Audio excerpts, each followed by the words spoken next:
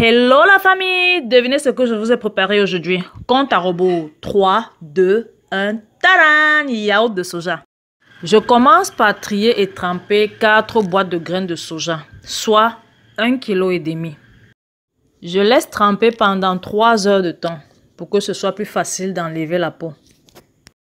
Je vais laver comme du coquille, sans toutefois enlever toute la peau, car elle contient des valeurs nutritives.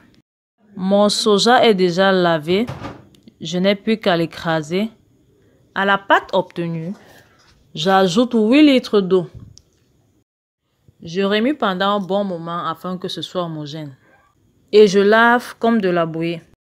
Durant le lavage, si vous remarquez que le fond du tamis contient encore du lait, si c'est encore trop épais et vous remarquez que ça contient du lait, vous pouvez encore rajouter de l'eau et relaver une deuxième fois.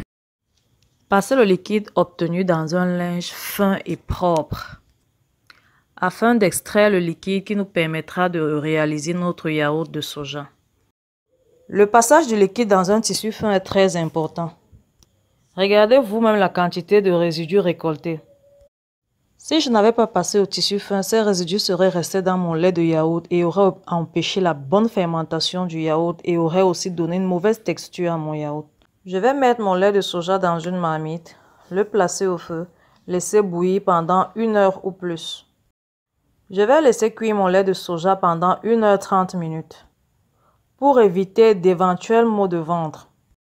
Vous savez, le soja, comme le haricot, le coquille, pas bien cuit, peuvent causer des gaz et des maux de ventre. C'est pourquoi je préfère cuire longuement, même si la quantité est réduite.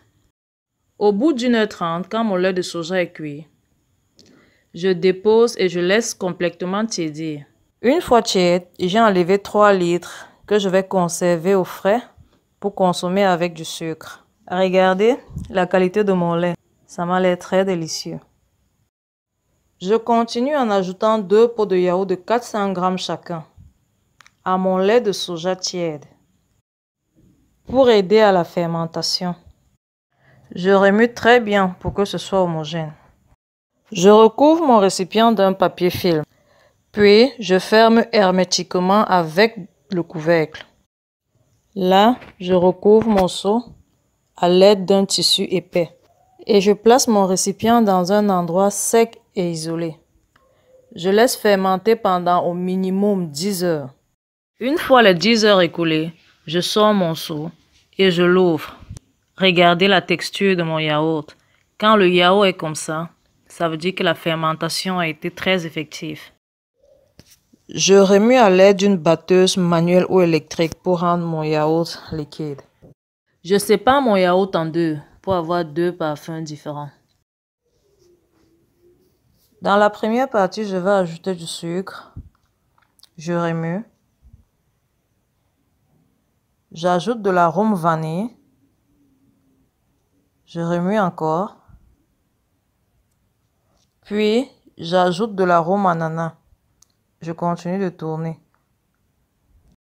Tout comme dans la première partie, dans la deuxième partie, je mets également du sucre.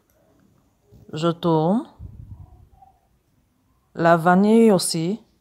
Je continue de tourner. Et j'ajoute l'arôme Vimto pour la couleur rosée. Vous pouvez aussi ajouter l'arôme de votre choix pour donner un parfum voulu. Je mets mes 2 préparations dans des pots que je vais laisser au frais. Je ne vais pas me régaler maintenant car mes pots ne sont pas encore frais, mais ce qui est sûr est que je vais me régaler. C'est très délicieux et très bon pour la santé. Dites-moi dans les commentaires ce que vous voulez que je prépare la semaine prochaine. C'était Onel Calon de la chaîne OK Food. À la semaine prochaine. Bye bye.